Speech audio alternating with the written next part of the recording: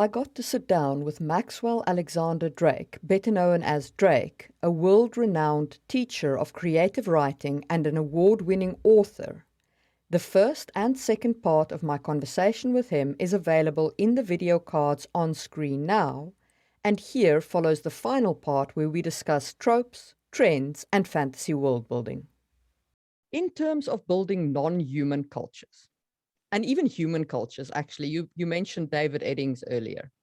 That man used the trope of the hats like it was a dead horse that he was just taking a bat to. Like, I like David Eddings, I really do. He introduced me to fantasy. I read him as a teenager. It was a lot of fun. But every single Drosnian is a spy. Every, Cherik is a drunken sailor. Like, there is no variation. It is the absolute definition of hat of the tropes, trope of the hats. Yep. So, building a non-human. You want to define trope of the hats for your audience, or do you think they know? Well, they might know, but let's go ahead and define it. Trope of the hats is where everybody in a culture wears a hat, and that hat defines the culture. So typically this would be when you have elves who are all nature-loving hippies. How do you do a non-human culture and avoid that hat of the trope, that trope of the hats? So for the longest time on my website, there was a sign that I had made. It was just an image, and it said, "Stop regurgitating Tolkien. Down with elves, dwarves, trolls, and orcs." And all the fantasy, like in the Genesis saga, in all of my fantasy, there are no elves, there are no dwarves, there are no orcs. And it's so funny because the two big projects I'm working on right now are set. I mean, this is a D&D cartoon, so 30% of the references are literally directly out of Dungeons and Dragons. So there's all of those things. I mean, if you look at the main characters, we have an orc, a drow, and then a crazy human and an imp. I mean, obviously I know imps aren't, but there was reasons for them for what they are. And then we have a talking sword, who so far I think is the fan favorite of the few hundred people who've seen the little concept video. And then the realm is supposed to be set for my campaign world. So elves, ogres, orcs, humans. I've gone a little bit, like, I don't use halflings or whatever. I use a race that's kind of the same. It's called a fee. And actually a writer friend of mine who is a player in the game came up with that race. And then I just basically asked him if I could have it. And he was like, "Yeah, it's all yours." So, but I loved what he created for it. So they're, that's what they are. But when Sony first approached me, because I'd never been, like, I still get that. People call me all the time. I was like, how do you break into the gaming industry? And I'm like, I have no idea. The gaming companies I've worked for have all come to me. Like, I do not know how to apply to the gaming industry. But when Sony approached me in our first meeting, they said, "Hey, so you have that sign on your website, and if you come on board, you're going to be doing EverQuest, which is literally a Tolkien game. Yeah. Can you take that off?" I'm like, "Yeah, I'll take that off." So I took it down, and that was the first time when I really started writing for the elves and dwarves and all of that. Even though I've read it my whole life, but it's still the same thing. It's, when I'm teaching world building in my world building class, I have a slide on this, and it says, all elves aren't arrogant, all orcs aren't evil, and all dwarves, and no dwarves speak with a Scottish accent. And that's just, first of all, that's just me. Like, dwarves are a northern mythos. Why, or Norse mythos? Why does every dwarf in every TV and movie have a Scottish accent? I don't know. And that's actually one of the things I picked. One of my favorite jokes that I've written. So the imp is played by an actor who does this amazing Scottish accent, and he has a Scottish accent. And so every time he meets new people, one of the common things is they call him a dwarf.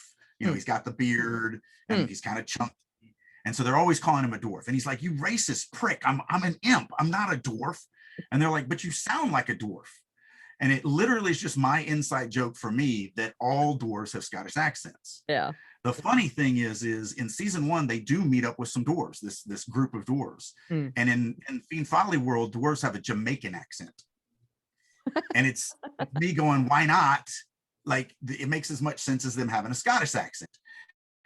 But the funny thing is, you know, the imp is like, see, that's what a dwarf sounds like. And because they have this thick Jamaican accent.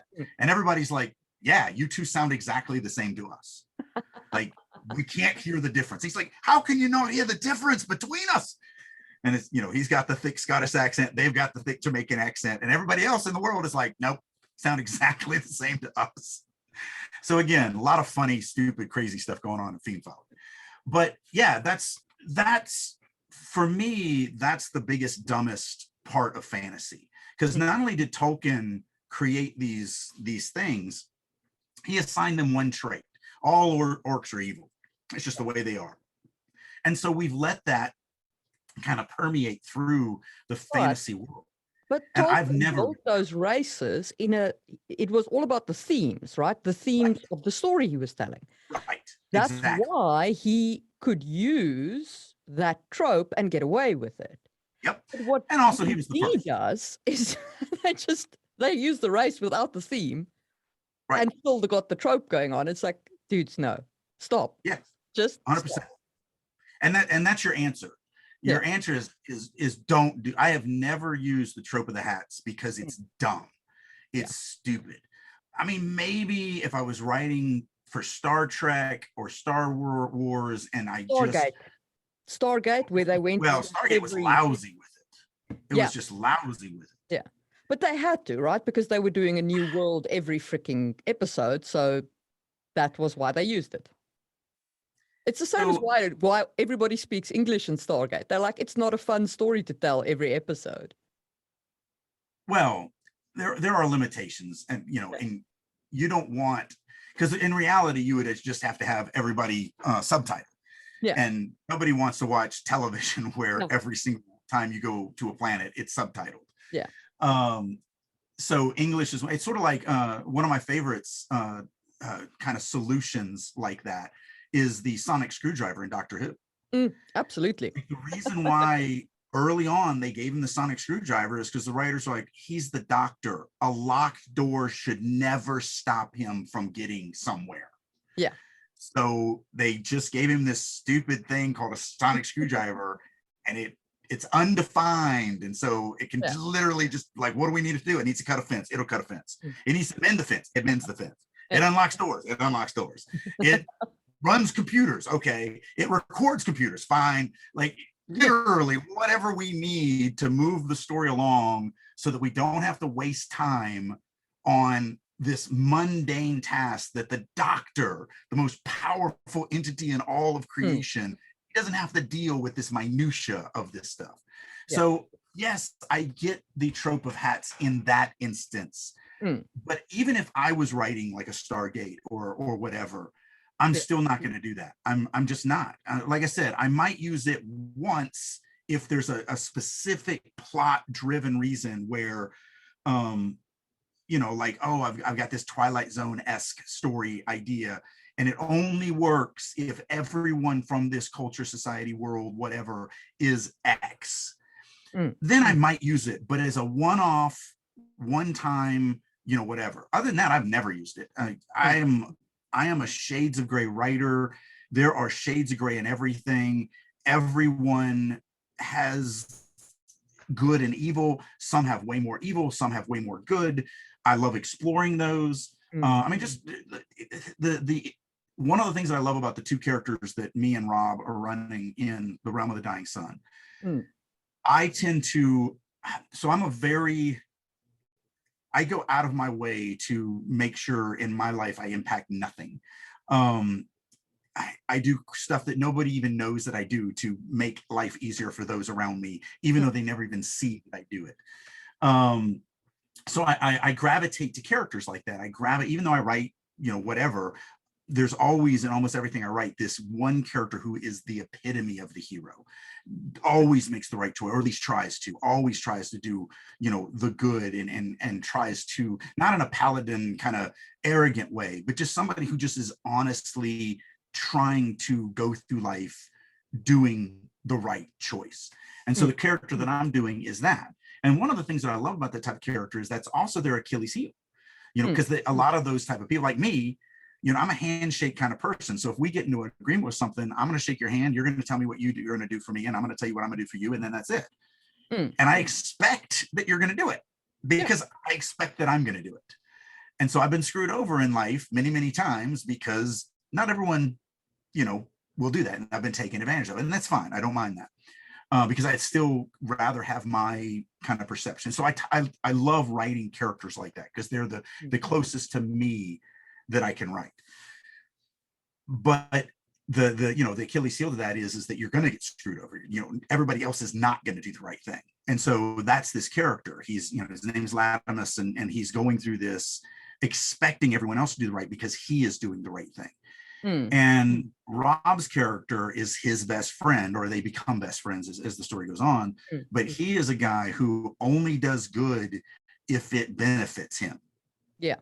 Not evil. He doesn't just screw anybody over and whatever, but he is definitely not going to do something that doesn't have an advantageous, outcome for him. And so one of the things that I love about this story that we've created between these two is because they become friends, because saving the world is kind of reliant on their relationship as well as some of the other characters. My character has to learn that the world isn't as white as he thinks it is. It's more shades of gray. And his character has to learn you really do need to sacrifice a little bit to make things happen. You do have to be a little bit more altruistic in the pursuit of things, or the world falls apart. Like when society breaks down and everybody is just greedy and selfish and looking out for themselves, and society doesn't operate. And so I love the growth, the story arc of these two characters, because each one is kind of the mentor character to the other. They're almost like a yin and a yang as they're going through the story. And so, I do love that. And I love that aspect to it. But the reality is both of them have good, both of them have evil, both of them have a journey to take, and they're both elves. and in this story, the elves are this Nazi regime, this oppressive, regime, but not everybody is like that. There are still, there are some, obviously, but there's others that are a little bit more altruistic or whatever, because it's an older fantasy world. So like one of the main characters, who's also an elf, is a cop. She's this, captain in the city guard, and she starts off in this street level stories that eventually see her rise up to this big world defying, destroying conflict. But we start her in the streets, and she's that jaded, she is trying to do good because she's a cop, but she also has the realization of she's not when the story starts, she's already been promoted to lieutenant. But her background is she walked the beat. And she walked these slum areas and crime-ridden areas and all of this stuff. So she's a little more jaded than what what my character definitely starts being, because my character is actually the prince of the kingdom, and so he's grown up not exactly 100% understanding the world that he lives in. And so he's got a lot of growth that he has to kind of come to terms with. So the whole trope of that, the trope of the hats, I've always hated. It's not realistic. It's not, maybe I end up doing it a little bit in Fiend Folly, because again, that's a less realistic world than I normally write in. I don't know. I've never done it yet. I've plotted out 8 seasons of the show, written most of season 1, which is 14 episodes. I don't know. I mean, I've never used it so far. Well, I guess. So season 1 is all about this demon war that's happening. So I told you about the Fame Mage. The Fame Mage in the pilot episode accidentally releases a horde of demons that is what kills all the heroes. So I told you it's where all heroes are killed in this epic battle. So this Fame Mage is trying to get fame, because there's a difference between fame and infamy. Those are two different types of magic, sort of like, the light side and the dark side of the force. So he wants fame magic. And so he wanted to be famous for raising this demon horde. But he expected the heroes to kill them. but he screwed up and he made them too powerful and they kill all the heroes. So now he gets infamy because now these demons are running amok. And I guess you could say that I use the trope of hats for the demons, because they're all just demons. Sure. So they're chaos and killing and destroying and eating and, so yeah, I guess you could say that I used it there. But for the most part, you're going to have good and bad in everything. And so I try to make sure that, as I'm writing cultures, as I'm writing even, characters have different levels. I do like the ultimate good hero, but not all of my heroes are ever that way. You always have to have other characters that are going to have other aspects of the human experience so that you can actually explore the human experience through your stories. Yeah. Okay, let's turn to trends. So in world building, in the current kind of crop of fantasy authors and the books coming out, what are some of the worst and best trends that you've seen in the industry? And I'm sorry, I'm assuming you're saying trends. Yeah, trends. Okay. Just a little bit of a language barrier there, but it's because I knew it wasn't trains. No. I knew you were going to be talking about trains, but I was waffling between trends and traits, because we are talking about characters. Yeah. So I was waffling between those. I just want to make sure. Yeah. And this is and I'm, maybe I should have you define this before I answer, but I'll at least answer this part of it, assuming what you're talking or what you're asking about.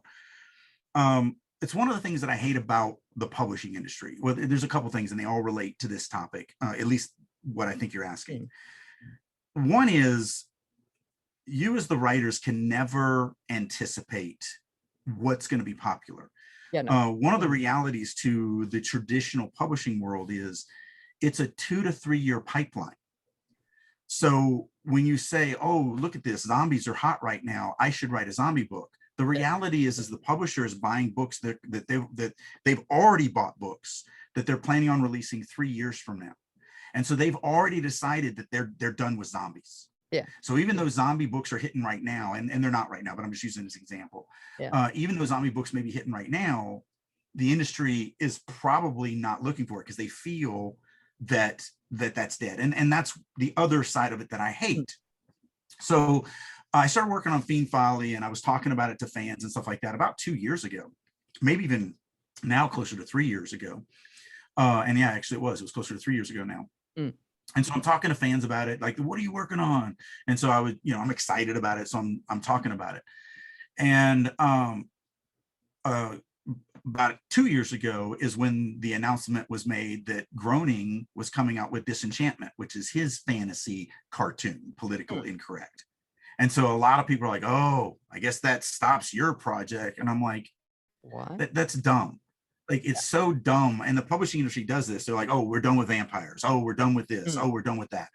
The reality is if there's a market for something, then that market is going to consume, others of that thing, especially if you, with a little bit of a tweak here and a little bit of a different angle there and all of that.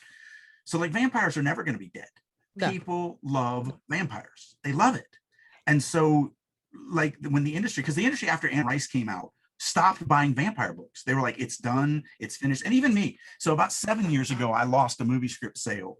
And it actually turned out to be the comic book series Dead Ned. It wasn't at the time, it was a movie script idea. And so I had pitched it to this producer and she was like, oh, that's great. We're definitely buying it. They do, it's a company that does low budget movies for the Sci-Fi Channel. So you're talking $2, $3, $4 million budgets. And so it's kind of a zombie Western. Yeah. And zombie movies are pretty cheap. And so I pitched this idea to her and she's like, yeah, that's great. And we started negotiation we were literally almost finished with the negotiation side of things. And she calls me up. She's like, I'm sorry, I'm not doing it. And I was like, what happened? She goes, well, Cowboys and Aliens is dropping. And I'm like, this is Cowboys and Zombies. Like, it has nothing to do with, and she's like, doesn't matter. That industry's dead for the next 10 years. And I'm like, I disagree with that so much because, fans want, like, once you become a fan of something, you want more of that. You will get tired, like people get tired of Walking Dead and they've lost market share, which is why they're finally ending the season, a series, because, you can only go for so long. but zombie movie or zombie TV shows are still coming out. You know, they Yeah. just did Resident Evil, just dropped on Netflix. Yeah. So it's not like it's going to go away, because the fan base still wants something in that genre. So if that's the hard thing about trends. So trying to guess. I guess that's not exactly what I mean. Okay. By trends. So and I feel you. I'm exactly in the same camp as you are. Like, trying to predict that kind of trend is just yeah.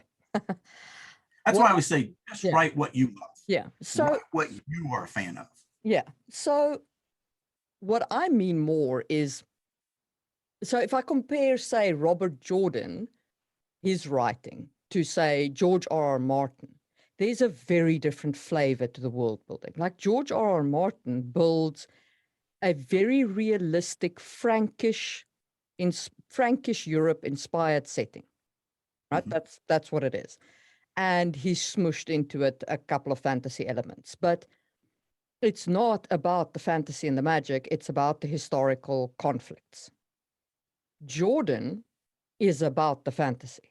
Jordan is about the cleansing of the source, which has been corrupted in the male line, and that whole story. Mm-hmm. So I guess that's more kind of the trends. I mean, like, in terms of people, I watched a video recently that said something along the lines of magic building is dead. And I'm like, that's an interesting take for a fantasy genre to take. Well, and again, that's why I always hate anytime. Yeah. The third aspect of that, just to finish that up, it ties into this. The third aspect that is how catty writers are with each other. You know, I do all these conventions, and so like I have booths with other writers that are around me, and they're all like, "Oh, he's getting another sale." Like, so they have this impression that a reader can only read one author. Like, once they read me, they can never read any other authors. So they think it's this pie, and once I take that piece, that pie is gone. But that's not how it works. The reality is, you know, same thing with, like, when Groening came out with Disenchantment, I was like, awesome. That's actually going to make it easier for me, because now I know which fans to target. These people watch fantasy adult cartoons. I need to go after them, because I know, you know, I now know that there's somebody that's going to like Fiend Folly. So it's the same thing, you know, in that light. And then, but when I think what you're talking about as far as the trend, it's more of the style of writer that you are. Like, Jordan, you're 100% right. You know, Wheel of Time, amazing world building. You know, the one thing that I hate about that is you read that and you feel like every single cool idea that could ever be come up with, you came up with it and put it in this one series. Yeah. Screw you. Like, but it's not true, because then I come up with tons of stuff that no one else has ever thought of. So, you know, that's the thing about ideas.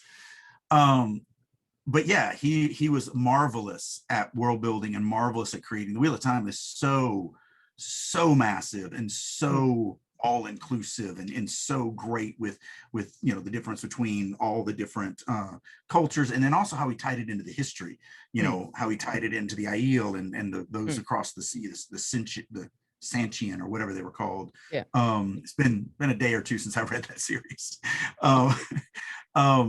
So yeah, like, and then going into Game of Thrones is much more historical. It is much more about royalty and how royalty kind of deal with other royalty and how they stay in power and use that power. And so that really comes down to less, in my mind, of calling that a trend, and more of calling it, what do you want to explore as a writer? What are your thematic elements? You know, what type of story are you telling? Because it's kind of the same thing. I mean, if you go into Brooks's, or if you go into Good Kinds or whatever, they also are doing different things in different aspects, but a lot of it has to do with what they're trying to tell, you know, especially the in game. You know, when you're looking at Jordan and Wheel of Time and cleaning, you know, the true source, especially the male half of the true source, and locking away the dark one for all of eternity and finally finishing, you know, saving the world. that's a conflict that can't be handled in like who was that? I think it was Aspirin that did that spearheaded the Cant series, which all took place in that it was the Thieves world. It's been decades. I could go pull it off the shelf, but I'm trying to remember. But all of it takes place in one city, is basically the point. And so all the stories are very localized, and they're very much we can tell these stories and we can run this thing in this city and be done with it. And I think that ended up, they did 3 or 4 or 5 novels out of that series. It was actually a collection of short stories by a bunch of different fantasy authors, but it was all took place in this one city. And so when you're looking at the conflict of the story of what you're going to do, it's one of the reasons why I'm not a Star Wars fan. I feel like they really missed, like you have this massive thing, and they did grow it in the video games, and they grew it in the novels, and they grew it and all that. But if we're just talking about the first movie or the first trilogy or whatever, it's a way bigger conflict than what you ever explored within the medium. So it always left me feeling a little, kind of cheated, because you have this huge empire that literally is supposed to be controlling everything. But there's really just a small little rebel force of a couple hundred people that are fighting them, and that's it. And so it kind of throws me, and again, it's just personal for me, but it throws me kind of out of that. Whereas you look at A Wheel of Time, everybody has to get involved. Even the people across the sea had to come in, and the IEL have to come in, and to do this, it's going to be this massive thing. And so because of that is why he was forced to expand the world so huge and have all the different cultures and all the different sides and all the different parts, because without them, you can't realistically, eventually, to pull off a story that is all world encompassing, then the world has to kind of be involved in and take notice in that. And so there's going to have to be heroic characters from those worlds as well, or those realms as well, coming into this. And so that's something to think about. And maybe that is kind of shows you the difference, where you go Game of Thrones, and in the 5th book, he tried to, I haven't watched the TV series. I just throw it out there. Never watched it. I own the whole thing on Blu-ray. Every time they dropped, I would buy them on Blu-ray. I have not watched them at all. It was beautiful. I've only read the books. It was beautiful. And then they did the pacing like they were eager to get off the project. It was terrible. It was freaking terrible. Don't watch it. So here's the problem with Martin. And I say this as a man who's way less successful than him. When you're writing epic fantasy, and he's not an epic fantasy writer, Game of Thrones, he was his only thing. He before Game of Thrones, there are things where he poo-pooed epic fantasy, because he was a science fiction writer. And so he talked negatively on, and now he doesn't, he's like, oh no, epic fantasy is awesome. Of course it is. You make $10 million a month off of it. But here's the problem with Martin. So when you're writing epic fantasy, one of the tricks is you have to write it, the story has to be plotted like a diamond. So you start at a point. You start at you start with one sentence of one character's life in one moment. And then you grow and you grow and you grow and you grow the story. But at some point, you have to hook, and you have to come in to a climax, and you end your epic fantasy story. Martin only knows how to write this way.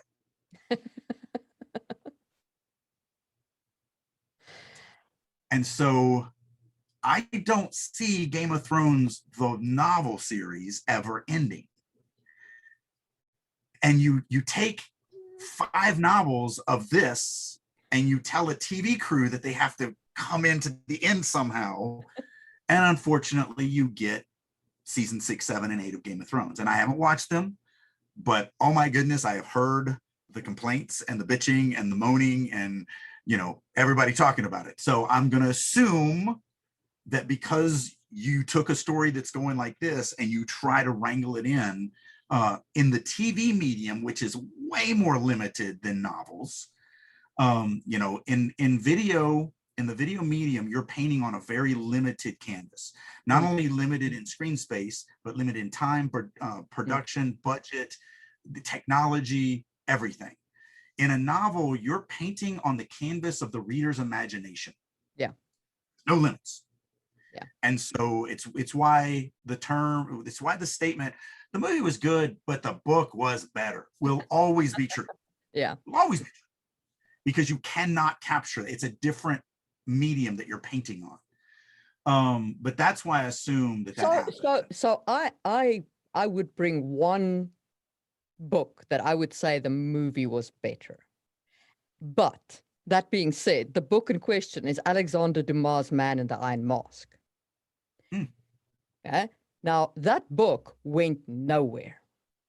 I mean, it's okay. It's a very old book, and I get that the style of that century of writing was very different, but it really went nowhere. Whereas the movie told a very satisfying story. The Man in the Iron Mask, Jeremy Irons, Leo DiCaprio. So, because we're on YouTube, I am not going to say what I was about to say or what I'd like to say, because there's one author, hugely popular, massively successful. I think I am the only human being on the planet that hates him. And I hate him because he is a great author. He is a great writer, a great character creator, a great one of the best world builders. Okay. And in my opinion, he's never finished a book ever. No book he's ever written has ever ended. It always just, and I'm like, you can't call yourself a great storyteller if you can't end a story. And again, I will not talk about him because I don't like saying, that's why every time we get into anything negative, I always say, for me as a fan, I didn't like Star Wars. For me as a fan, I didn't like Twilight. Because there are massive fans out there. That, I mean, one of the 4 authors of The Realm of the Dying Sun has Star Wars crap tattooed permanently to his body. Like, he loves Star Wars, and that's great. And he deserves it. It just didn't click my buttons, and that's fine. And there's nothing wrong with that. But I really try not to like actually say really negative things because it is subjective. But in this case, it boggles my mind that he is as popular as he is, considering that every book ends without an ending. And a lot of his stuff, and again, you can maybe guess who I'm talking about, but I'm not going to say it, but a lot of his stuff gets turned into movies, a lot. And the movies are always better because in the movie, they have to end it somehow. They have to come up with a satisfying ending for the audience, or you're going to lose so much money. And so I do like his stuff when it is made into a movie. But I've read many of his novels, and I do not understand why people like him so much. It just boggles my mind because every one of them just ends. Well, can I be a little bit more adult here on this show? You can. Okay. So, because I do like sexual humor a lot, the way I describe him, because he is one of the best writers that exists, and I know that's why he's probably so successful. But reading him is like having the best sex of your life and never finishing. To me, that's just painful. You are going to have to drop me an email and tell me who it is, because I am. Or when you stop recording, I'll tell you. Okay. I'm not going to do it. I'm not going to do it under oath. There'll be no video evidence of me. No video evidence, and the audience will never know. And I think on that bombshell, let's call it an interview. This has been Just in Time Worlds with Marie Mullaney, and with me today was Drake. Thank you for having me. Hopefully we can do this again. Absolutely. If you've enjoyed my conversation with Drake, you'll enjoy his creative writing course. He is a world-renowned teacher, and for listeners of this program, he is offering 50% off his 40-lesson package. The course covers everything you need to know to build a wonderful foundation to a successful writing career. To take advantage of this offer, go to drakeu.com/half off and enter the code BRUTAL50 at checkout. The code and the URL are on the whiteboard now and is in the description of the video.